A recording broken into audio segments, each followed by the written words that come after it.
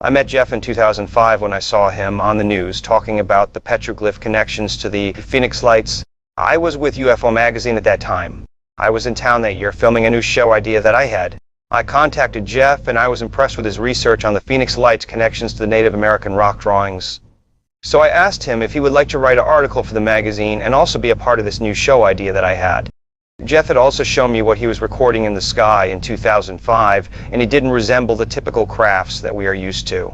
I knew that Jeff was onto something, but this was a new discovery, and I wasn't sure how the public would react to it.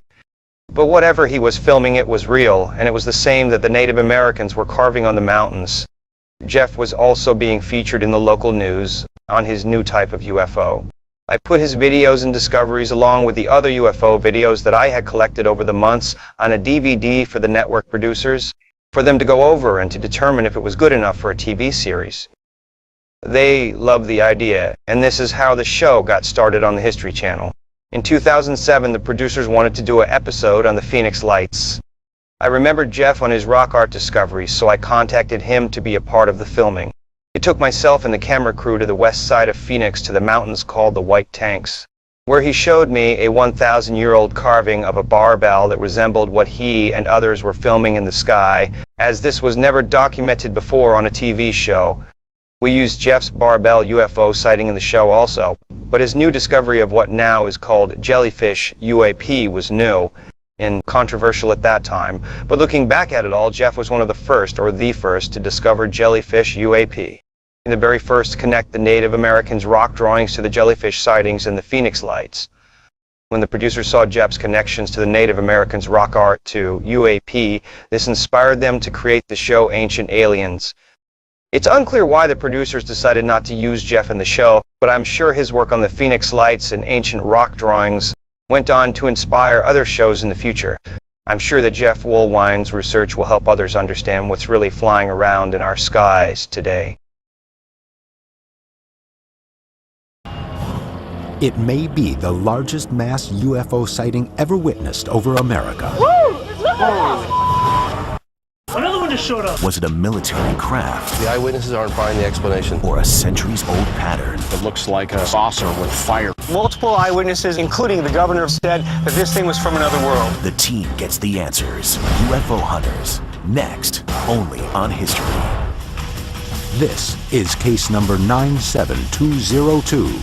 Arizona Lights.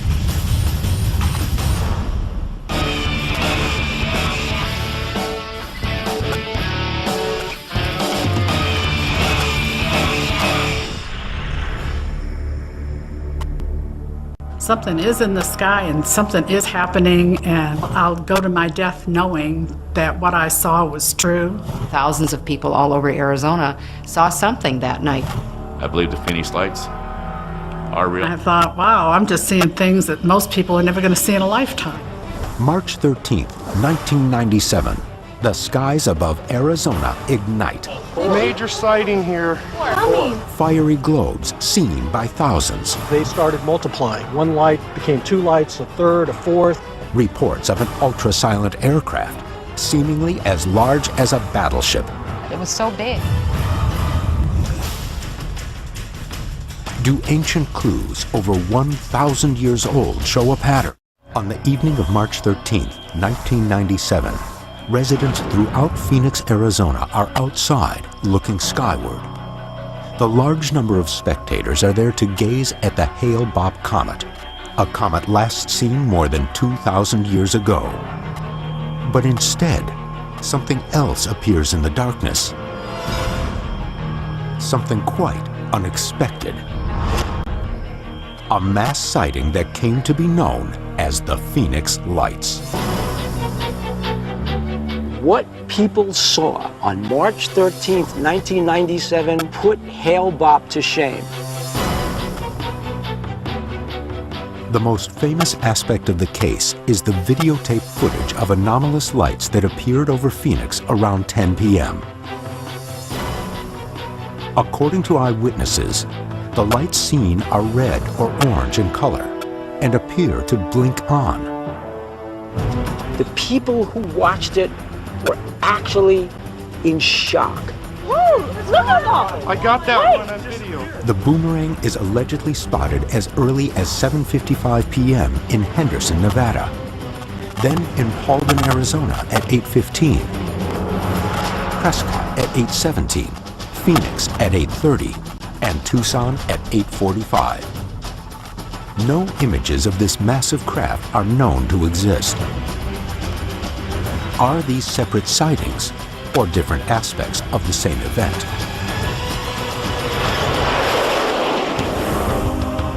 The investigation aims to find the answers to the numerous events in Arizona's crowded skies. Pat Uskert will uncover local history of UFO sightings in the Phoenix area. Lights in the sky over Phoenix are nothing new.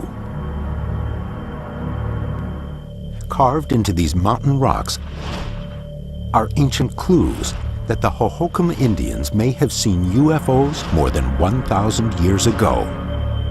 Is there something about this area that attracts these objects? Pat meets Jeff Woolwine, a UFO researcher at the foot of the White Tank Mountains. These hills are riddled with petroglyphs, rock art carved into the landscape primarily by the Hohokam, a Native American people who lived here from 200 BCE to 1400 CE and then mysteriously disappeared.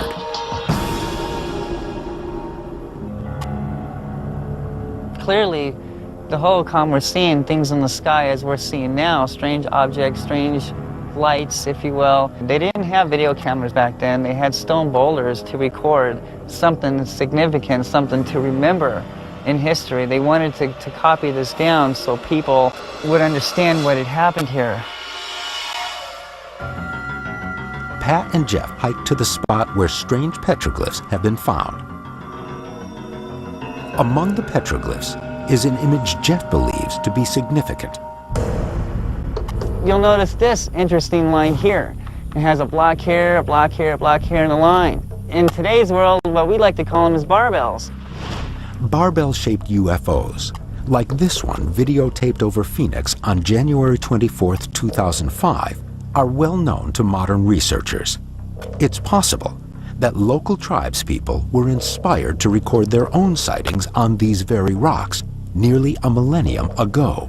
And when you say barbell, you mean a barbell-shaped UFO? Barbell-shaped UFO, correct. Arizona Lights. The Phoenix Lights remain a mystery. The experience, some say, was just one of many major UFO sightings, and they say we've been visited for centuries. What proof? Well, one local UFO expert says you just have to look at the mountains. Oh, well, I've been seeing UFOs for about 15, 16 years now. It's become a lifelong passion for Phoenix resident Jeff Woolwine. I do a lot of hiking, a lot of research. I've dedicated 5 years of my life into this type of research. We'll be heading right up there.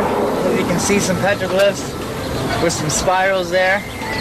And when we get closer, you'll be able to interpretate, the meaning of it. Woolwine was one of many residents to see the Phoenix Lights 14 years ago.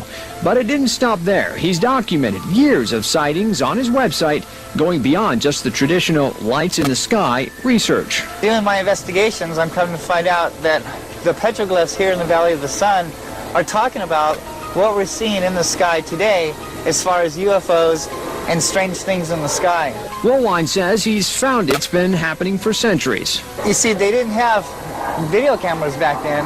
They had stone boulders to record their sightings on what they saw back in their time. And the evidence is written all over our Arizona mountains. Here on what we call A Mountain, we find this petroglyph here. And it seems to represent a family. And they clearly have their hands up in the air as to say they're in the appeasement pose and they're looking up at two orbs in the sky. This mountain is very active for UFO sightings. Most of the time when I come out here, we do see some orbs up in the sky. Woolwine says the best time to see the orbs is early in the morning or late afternoon.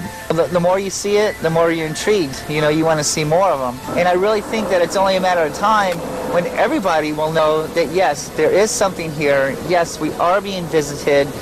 And we just have to ask ourselves, okay, we're not the only advanced civilizations in the universe. What happens next?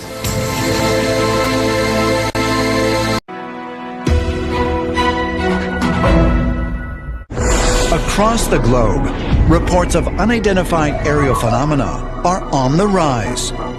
But none are more mysterious or more prevalent than the accounts of glowing orbs. We don't know what orbs are, but we have video of orb-like phenomena around the world.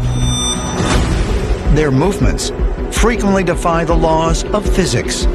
You'll suddenly see an orb appear, and it starts to move in one direction, and then it will disappear. Perhaps clues can be found by examining the story behind an orb carved in stone that Jeff Woolwine discovered in 2005 when he was investigating the Phoenix Lights. Tempe, Arizona. Towering above the city stands a mountain known as Hayden Butte. Its rugged slopes are home to approximately 500 petroglyphs that were made by the Hohokam, a Native American tribe that mysteriously disappeared. In the 12th century, the Hohokam just vanished. The tribe itself just ceased to exist kind of overnight, and we still don't know why. According to some researchers, like Jeff Woolwine, clues about what happened to the Hohokam can be found by examining the petroglyphs on Hayden Butte. There's one petroglyph that Jeff found. Depicts two human figures standing with their arms up to the sky, as if pointing or possibly worshiping two circular objects above them. There is some interpretation that these could depict celestial objects, an orb up above them that Jeff discovered, and is what many are filming today. In the Navajo Nation, there are descriptions of going through a hole in the sky. And I can't help but wonder if, like the Navajo, the Hohokam saw some kind of portal in the sky and climbed through. Ancient petroglyphs representing gateways to other worlds? While it may sound like science fiction, one prominent theory about glowing orbs is that they could represent entities crossing over into our reality from another dimension that Jeff discovered. The term interdimensional refers to other dimensions or other planes of existence that are believed to exist parallel to our own, but perhaps interweaving within our own. And when you look at the orb phenomena in light of this concept, it explains a lot, because in eyewitness accounts, these orbs just seem to pop in and then pop out. The orbs themselves may not be physical. As Jeff has been saying,